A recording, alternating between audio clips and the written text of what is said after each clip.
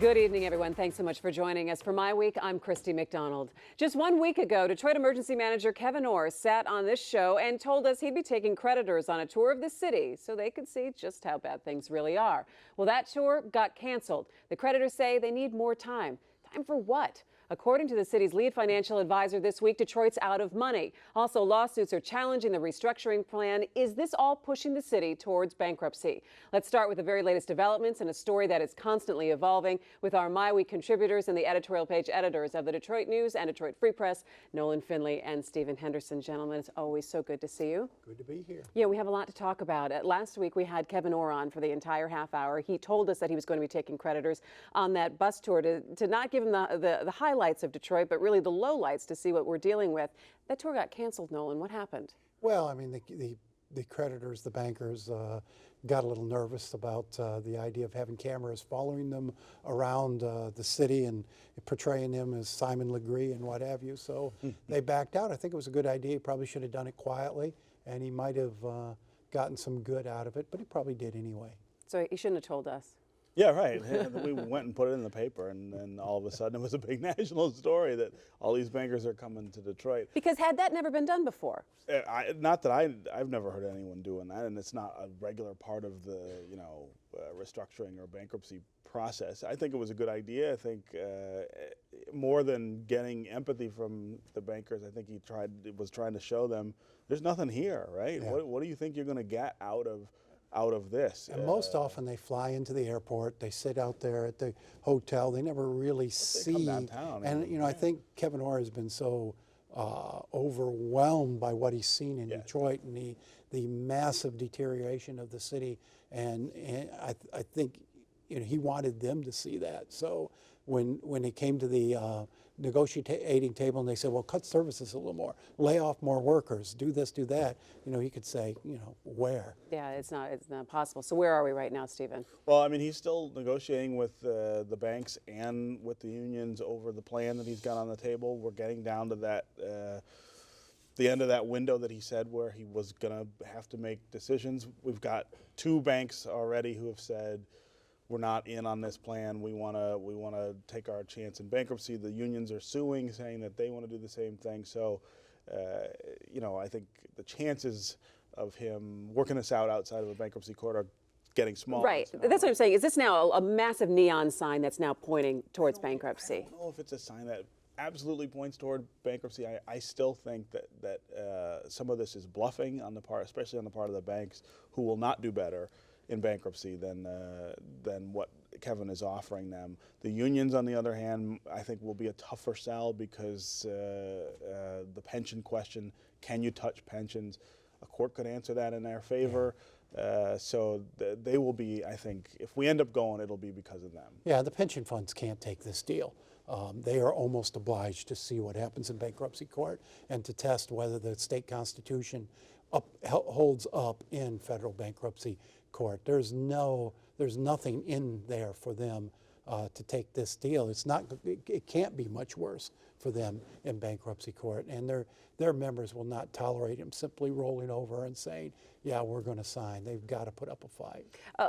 News that also came out this week is talking about the amount of money it's going to take for all the attorneys' fees and everyone involved and all these financial turnaround experts who are working on this. Should people be alarmed by the amount of millions that we're hearing that it would take? Lawyers make a lot of money. I mean, that's why. Some to the tune of $1,000 an hour. Yeah, well, Jones Day, frankly, for $1,000 an hour is actually a bargain. I mean, that's a very big Washington, D.C. law firm that charges a heck of a lot more than that for people all the time. Detroit is actually getting a discounted rate there. It's still a lot of money, and it looks funny that a city that has no money is telling everybody else that it has no money is paying their lawyers that much, but that's the lesson here. And right? bankruptcy is expensive. And it's designed to take whatever assets are left in an entity and transfer them into the pockets of the attorneys. I mean, it is set up to enrich the legal establishment. And that is one reason why he tries so hard to avoid bankruptcy. So who's paying those bills? Well, right now the city of Detroit is, because we're not paying our other bills, right? We're not paying service on our debt. So the only bills that the city of Detroit is paying as legal fees right now? Is restructuring that debt. But again, let's say we spend $100 million on this restructuring plan. It's to restructure $18 billion in debt and liabilities. I mean, that's not an outsized percentage of that number. You're not gonna bargain shop for this big of a job. You need the best people you can get to get things back in order. What about the state? Are they going to pick up the bill in any way? I don't think so. I don't know where the state would get the money. That would take a legislative appropriation. I don't think the lawmakers are going to go in for that. I mean, the state, as this thing rolls out, is going to have to help Detroit financially in a lot of ways it probably doesn't anticipate now. But the restructuring cost, the bankruptcy cost, will be borne by the taxpayers of the city. All right, so as we roll now over the next couple of weeks, again, we asked Kevyn Orr last week if you're still at this 50-50 proposition that the city's going to go into bankruptcy, and he's still kind of held firm to that. As the weeks continue, would you say in this last week, have the odds changed for you in terms of where you think it's leaning? Yeah, I mean, you have too many of the major creditors not going along, not, lining up, and he's running out of time. I think, he told us it'd be a week or two. Well, a week has passed. So in another week or so, the city could be in bankruptcy court, and then this process could start. Well, and he has to. I'm pretty sure the way it works is he's got to give a 30 to 60 day notice that he intends to file for bankruptcy. It takes a while to get that filing together, so I think we're looking at early September, maybe October before we actually are in court if we go.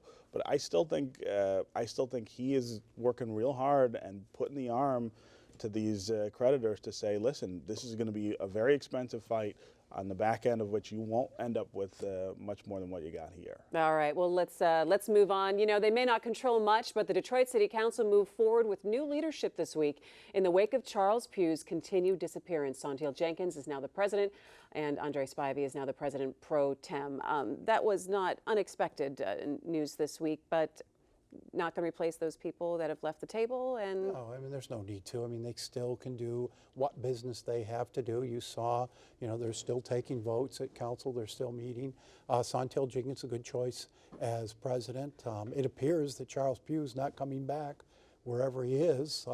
So I mean, they had to move on, and they have. This close to an election, I think it's okay not to replace those council members. Pleased with what they did? Yeah, well, I think number one, Santil Jenkins is likely to be the council president permanently. I mean, she's running at large in the fall. I expect that she'll win that, and the council president under the new district system has to come from one of the at-large members. She'd be an obvious choice, so this gives her some time to get used to the chair, I suppose. I still am mystified about the Charles Pugh thing. I was going to ask you. I mean, have you heard anything? Because I would have thought that he would have surfaced within the last week. Well, I would urge all of Metro Detroiters who are traveling this summer to just check the Starbucks wherever you are and see the scene lounging around. That's where he was seen out west. The real issue with council is as you look out to this November election and you look at the field of candidates who have signed up, I don't think we're going to improve ourselves much. I don't think that's possible.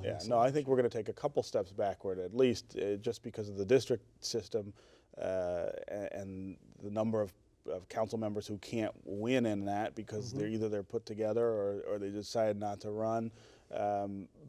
But there are some decent candidates in that field too. I mean, we're going to get some new faces who I expect might be pretty decent on the council. But overall, I think it's going to be another step backward. We keep talking about how they have no power, they have no relevance. They're just kind of sitting there for right now. But I wonder how that's going to affect turnout in terms of the primary right now, because again, you're still looking at 20 months down the road. If Kevyn Orr leaves, if things are restructured, that council is going to have that power right back. And that's been my concern from the beginning, is how it impacts turnout, because people can see who's in charge in the city of Detroit. I mean, when's the last time anybody's mentioned Dave Bing's name? I haven't seen or heard from him in 2 or 3, 4 weeks now. It's not. They aren't relevant at this moment. And so trying to convince people that this decision matters, you better turn out, because a year or 2 years or whenever from now, that person's going to be in charge, it's hard to make the connection. Yeah, but are we seeing any kind of push to try to get voters? I know that this week was the deadline to register, to make sure that you were registered to vote, but are we seeing any kind of, I guess, voter education out there? Well, I mean, I think the closest you're going to get is Mike Duggan's campaign, which is essentially a voter education campaign at this point. His goal is to teach people how to write his name in on that ballot. We haven't seen a real voter turnout push in Detroit in, I don't know, what, 20 years? I mean, it's been a long time since you've had the kind of machines that knew how to do Kilpatrick's that. second election. That's right. So a lot less than 20 years. But,